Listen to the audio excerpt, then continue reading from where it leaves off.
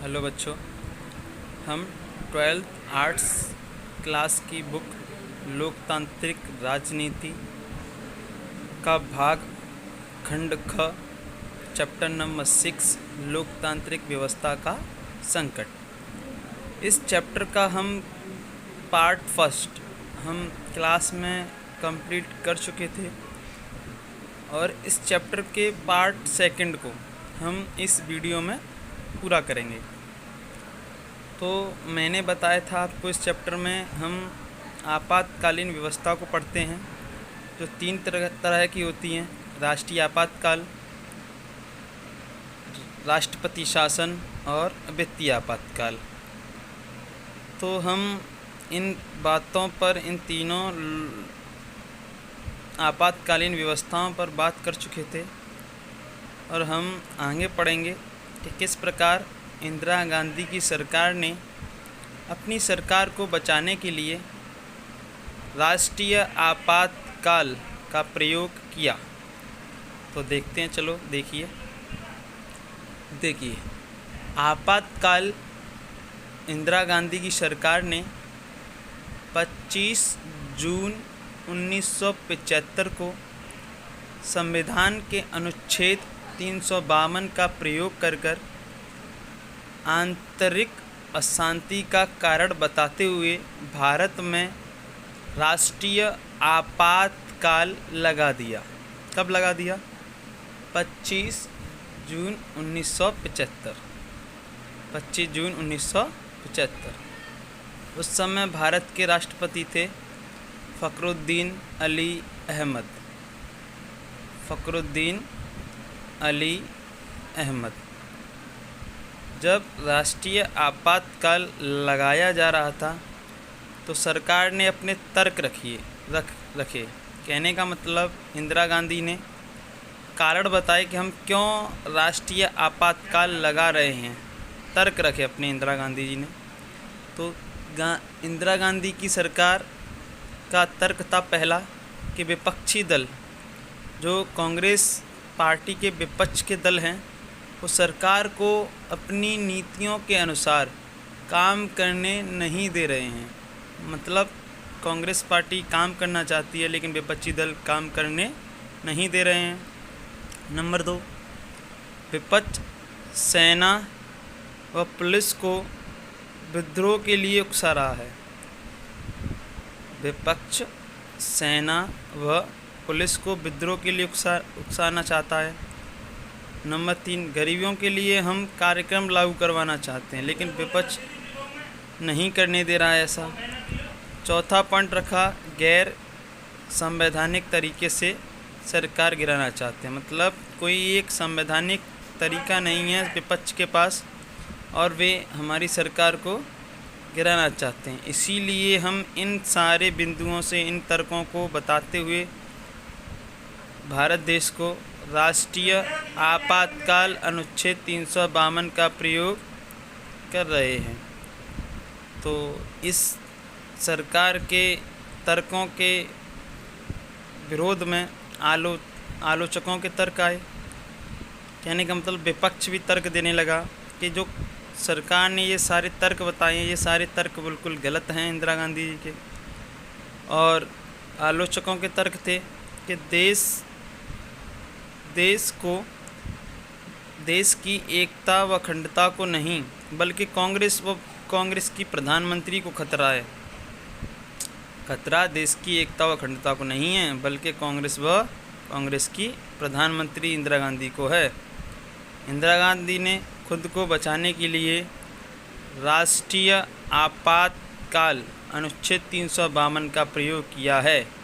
ये कहने के तर्क थे विपक्षी दलों के, आलोचकों के ये तर्क थे। वो कहना चाहते थे कि इंदिरा गांधी अपने बचाव के लिए, अपनी सरकार को गिराने से बचाने के लिए राष्ट्रीय आपातकाल का प्रयोग कर रही हैं। अब सरकार के तर्क आए, आलोचकों के तर्क आए। इन तर्कों के कारण राष्ट्रीय आपातकाल भारत में लागू हो चुका था। अब आपातकाल जैसे ही लागू हुआ तो आपातकाल के क्या परिणाम निकले। अब हम देखते हैं आपातकाल के क्या परिणाम निकले। तो पहला परिणाम, इंदिरा गांधी ने जो विपक्षी दल के बड़े नेता थे उनको गिरफ्तार करवा दिया, हड़ताल पर रोक लगवा दी। हड़तालों पर क्या करवा दी? रोक लगवा दी। किसी भी प्रकार की कोई भी व्यक्ति भारत में हड़ताल नहीं कर सकता।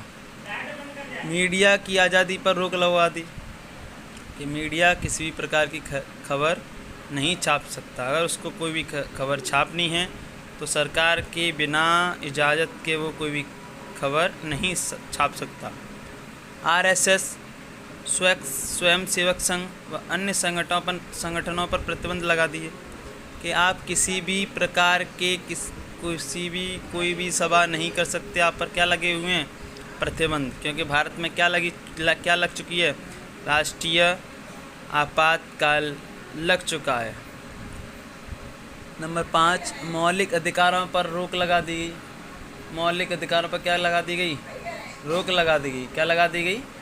रोक लगा दी कि भारत के जो नागरिकों के मौलिक अधिकार हैं अब उनके कोई मौलिक अधिकार नहीं रहेंगे। और वो कब तक नहीं रहेंगे? जब तक भारत में राष्ट्रीय आपातकाल लागू है। इंदिरा गांधी की सरकार ने अगर किसी व्यक्ति पर शक है, उस व्यक्ति को गिरफ्तार करवा दिया। मतलब शक के आधार पर, किसके आधार पर? शक के आधार पर व्यक्ति को गिरफ्तार करवाने लगी इंदिरा गांधी की सरकार। बंदी प्रत्यक्षीकरण पर रोक लगवा दी।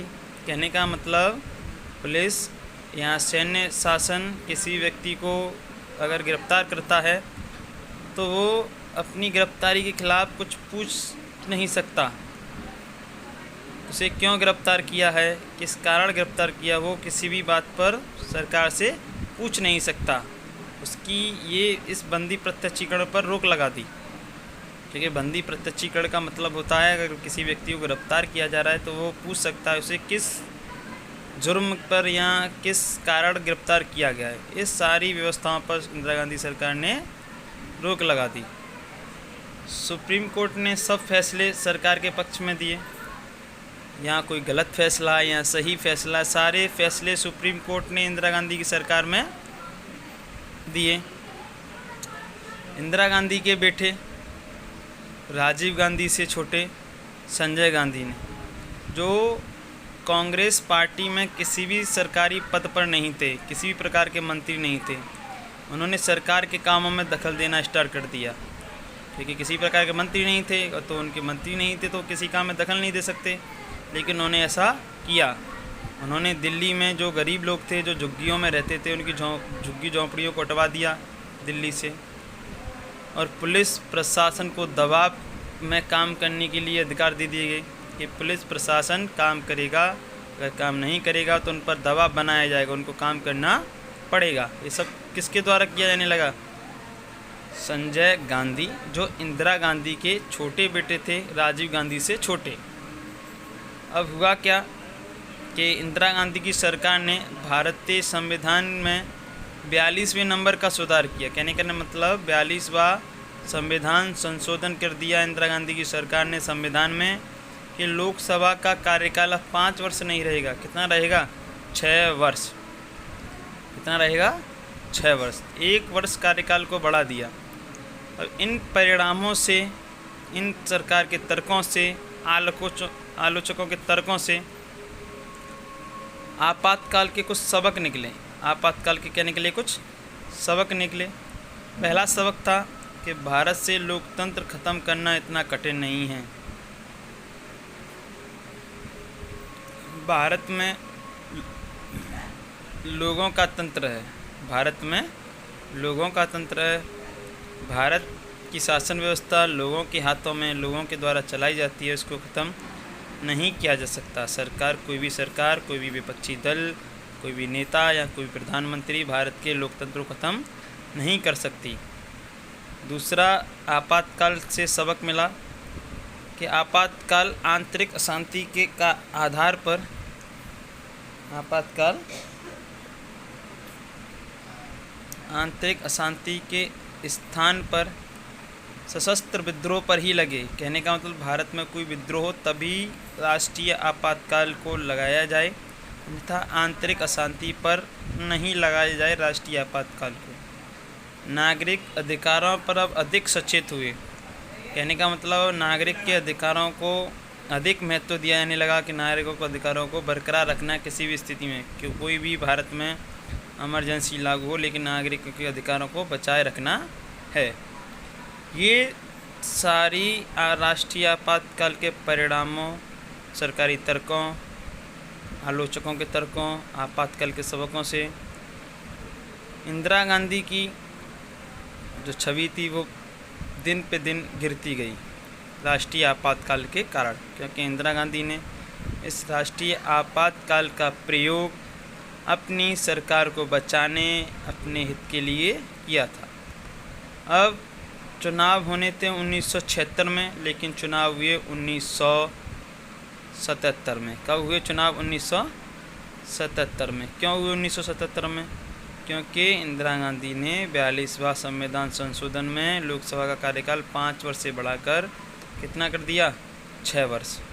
1977 में जैसे ही चुनावों को संपन्न कराया गया, उसमें देखा गया कि कांग्रेस को पूर्ण बहुमत प्राप्त नहीं हुआ। कांग्रेस पूरी तरीके से हार गई। क्यों हार गई? क्योंकि कांग्रेस ने क्या लगाया था? राष्ट्रीय आपातकाल। और उससे लोग इतने नाराज़ हो गए कांग्रेस से कि कांग्रेस को हार का सामना करना पड़ा। और 1977 में पार्टी बनती है भारतीय जनता दल की। किसकी बनती है? भारतीय जनता दल की। भारतीय जनता दल की सरकार बनती है 1977 के लोकसभा चुनावों में। और जैसे ही लोकसभा चुनाव 1977 में संपन्न कराए जाते हैं तो भारत का प्रधानमंत्री बनता है मोरारजी देसाई। कौन बनता है? मोरारजी देसाई। अगले प्रधानमंत्री कौन बनते हैं? मोरारजी देसाई। मोरारजी देसाई भारत के पहले गैर कांग्रेसी प्रधानमंत्री बनते हैं भारत के। गैर कांग्रेसी कहने का मतलब कांग्रेस पार्टी से जो संबंध नहीं रखता उसे कहा जाता है गैर कांग्रेसी। जो कौन बने? मोरारजी देसाई भारत के प्रधानमंत्री बन जाते हैं 1977 के चुनावों में। और कांग्रेस पार्टी को क्या मिलती है? हार का सामना करना पड़ता है।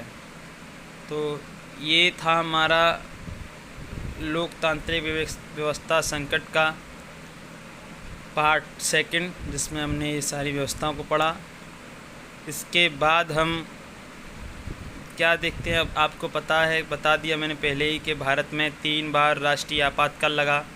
पहला लगा था 1962 में जब भारत और चीन युद्ध हो रहा था। फिर लगा 1971 में जब भारत और पाकिस्तान युद्ध हो रहा था, जिस समय बांग्लादेश का जन्म हुआ। फिर तीसरा लगा इंदिरा गांधी के द्वारा 25 जून 1975, जिसमें कांग्रेस की पूर्ण रूप से छवि खराब हो चुकी थी और 1977 का चुनाव कांग्रेस हार गई थी। और इससे आगे पढ़ेंगे हम कल। धन्यवाद।